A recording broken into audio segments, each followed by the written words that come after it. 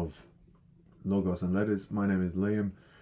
Let's continue on. Let's keep pushing through the swamp of substance and get to some new and interesting novel ideas. We have thoroughly covered the idea of first and secondary substances. I'm not going to harp on really much more about what they are and what role they play.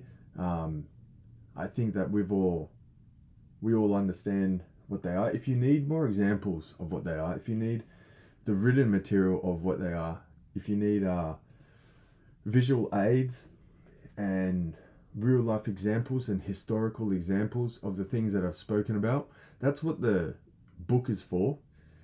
What these lessons are for are sort of a highlighting of the ideas, a point blank, explanation of what they are, a couple examples, and then we move on. Okay, nothing too exhaustive here. So if you feel like you still need more after each lesson, that's what the books are there for. I wouldn't conduct the lessons in such a way as I am now if I didn't have the book there available for you, because that would just be irresponsible of me and lazy. However, these materials are supposed to complement one another, especially for the visual learners. Okay, some people are almost magical in the way that they can learn by looking rather than reading. As a teacher myself, I see it all the time, and it always impresses me how some people can sit and look and watch and listen and learn just as much as I can when I sit and read. So if you're one of those people, you're one of the target audience members that I've created this material for. So let's continue on with chapter 5 and just begin from this last sentence, which was really crucial. It was like an anchor to the last lesson. Faneron deekton ireimenon hotitun kath hypokaimenu legomenon anakayon kai tunama kaiton logon kategoraistai tu hypokaimenu. Right, so here's definition. That's how he uses logon, by the way. Logos. Logos has so many different possible legitimate translations. Okay, I can think of about 8. There might be more, but when Aristotle's using it in these works specifically, it really means definition. Okay, and yes, that is sort of where I got the decision to make, to take that word as the inspiration for my channel title, Logos and Letters, because this word can mean so much, but there are other reasons too, and we'll explain that later. So we predicate, okay, of anything, there's name and definition. How do we get the name of something that we don't know the actual specific name for? Well, we just use the species, right? Hey, look, there's a whale. Hey, look, there's a bird. Hey, look, there's a pigeon or whatever. Hey, look, there's a man. Hey, look, there's a horse. Hey, look, there's a duck. Hey, look, there's a dog. Okay, so we really just name things by their species. That's a nice little subtle lesson from all of this. And for the definition, how do we find a stable definition for everything? We define it by any particular subject by its secondary species. Okay, so let's continue on. Of the substance tu hypokaimenu hoion hoanthropos kath hypokaimenu legatai tu tinos anthropo. So of any particular man, humanness, man, is said in accordance with the substance, kai kategoraitai ge tunama, and is predicated according to the name. Tonga anthropo tu tinos anthropo kategoreisais, kai ho logos de ho tu anthropo kata tu tinos anthropo kategoretheisetai. All right, so it will be predicated of any particular man, the definition of man, because why? He's in that species, right? So, you know, all these boys here having fun, spending time outside, getting some good exercise and some fresh air. They of course, one of the things that we know in the future, even though the future is so uncertain, one thing we know of the future when we look at kids playing around is that certainly, for as long as they live in the future, they will have a stable definition. They will be defined according to their species and their genus. Ask a zoologist that, and they will agree, because it doesn't change about an animal or anything. What it really is like that. I mean, if it did, there would be no reliable definition of anything. If a human being could get sick and from that sickness turn into a hare or a peacock or a serpent, God help us all, there wouldn't be much of an existence to really speak about at that point. But it's not how it works, is it? It's definitely not how it works. It's the opposite. You are one thing, and that's what you are until fate says your time is up. And it's the same with this. So that's one of the certain things that we know about the future. Okay? So not everything about the future is uncertain. We can look at boys playing like this and say, all these boys here, I know that tomorrow and the week after, they will have this definition and they will be this thing. So there's another subtle lesson coming from what we're learning. Categorizai tu hypokaimenu, hoion hoanthropos kath hypokaimenu legatai tu tinos anthropu kai categoraitai ke tunama. Let's continue on. Tongar anthropu tu tinos anthropu.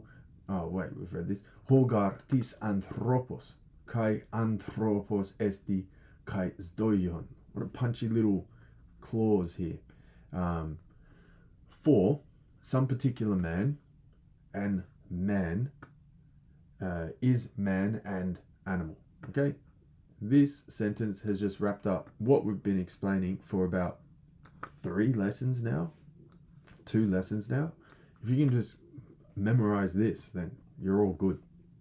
Hogartis anthropos, kai anthropos esti kai doion. Right? For any particular man is man and animal. Right? You may notice how there is this ultimate accent here, and there isn't here.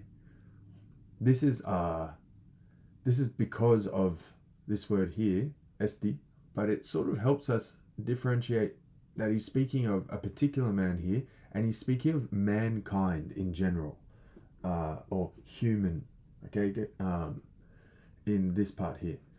Hoste kai tu noma kai ho logos kata tu hypokaimenu categorei theisatai. Tonde en hypokaimenui onton epimenton pleiston uste tu noma uth ho logos categoraitai tu hypokaimenu. Right, so ute and uth.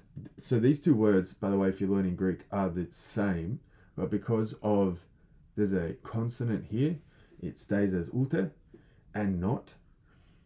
And because there is a vowel here, it turns into the th noise instead of the t noise. Okay, so that's why these two words are the same, but they look so different and they sound different.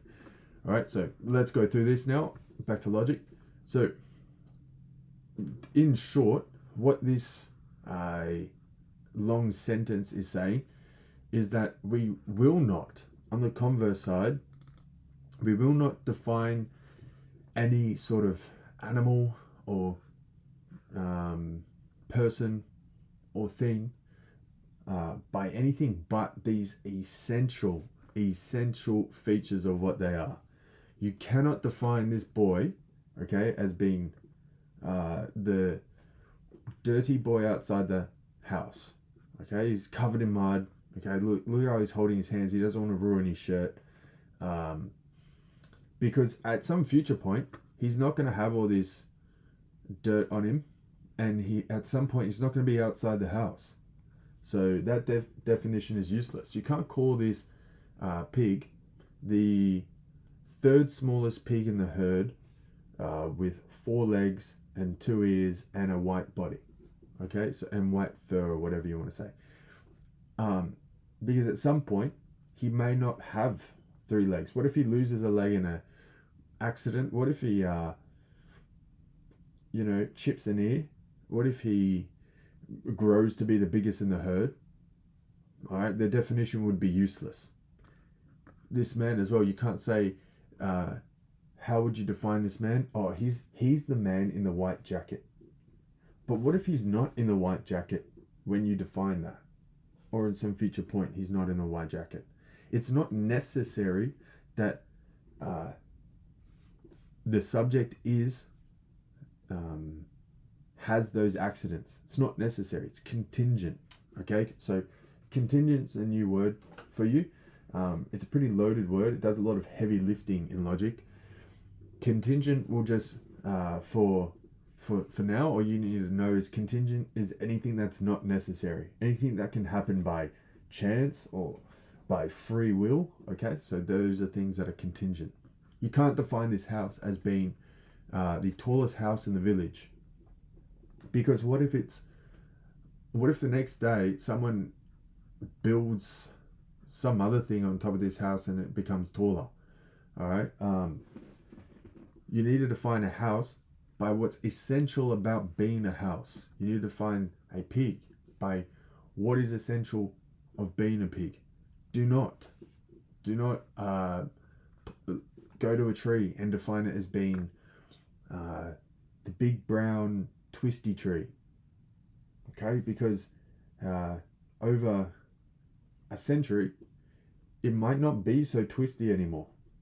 Okay, or whatever the case may be, but you need to define it by what is essential to being a tree. What is necessary about being a tree? All right. For any particular human, it's necessary that we're a human and an animal. Okay. For any particular dog, it's necessary that they're a canine and an animal. Okay. I hope that is clear enough. And that's what this last paragraph is driving home at. Because the substance doesn't change. All right, that's why we're using the substance for future predication. Right, especially this word is so crucial here. It's very subtly bringing up the fact about the future. Now, about the past, we can predicate a lot of things. The past is fixed, isn't it? You know, the past is fixed. What happened yesterday, or the week before, or a millennia before is fixed. You know, it happened, and we can't reach back and change it. So, you know, if someone lost their phone yesterday, they can't go back into yesterday and then not lose their phone. But with the future's still, in many cases, undetermined, and in some cases, it is determined. And that's what he's bringing up here. So as he uses the future passive tense here, kategore thesatai, he's mentioning that he's linking it to the idea of substance. What can we say is necessary in there, or what can we rely on to be the case in the future? It's substance. Substance is stable. Substance doesn't change. Substantial change is pretty much like a euphemism for death, all right? Because he is the substance of a man, but when he dies, you know, he's not a man anymore. That's a substantial change. For Catholics and the Orthodox, some other denominations too, you know, we see substantial change in one place alone, really, and that's the church, when the bread and the wine is substantially changed into the body and the blood of Jesus Christ. Okay, that's the whole point of the Eucharist for those who don't really know anything about the Eucharist. That's why it's so important for those denominations. That's, if you're wondering, why they kick up such a fuss about it. Really, it's the substantial change of human labor into the divine, not by human power, of course. Humans don't really have the natural power to substantially change anything, unless you want to say murder applies to that. No, they go to church to witness this substantial change. So that's why they make such a big deal of that for those who weren't in the know. Yeah, and I guess you could say even a tree being burnt, being consumed by fire, is a substantial change, because it turns from being a tree into ash and smoke and all those things. So that's substantial change, but the tree's not alive anymore. A living tree is definitely not a living tree when it's been consumed by fire, or when it has been consumed by fire. So yeah, if this mother wanted to find her child, she's not going to say anything in the future bar the fact that it's this species, this genus, and its gender as well. Okay, so yeah, I hope that makes a lot of sense. We'll leave it there, keep it narrow in focus, and then we'll continue on. If you have any questions, if you'd like any help, please leave a comment in the description. I'll get around to it. But as well, if you want the full translations of this, if you find that just listening to the translations just isn't quite cutting it for you, that's why the written material is there. So I hope that helps. And for those who are using both materials, let me know how it's going. Let me know if you're finding it helpful, if you're finding it superfluous, if you think it's a good idea, if you think it's a waste of my energy. Let me know and explain why as well. Don't just tell me what you think. Explain why you think that.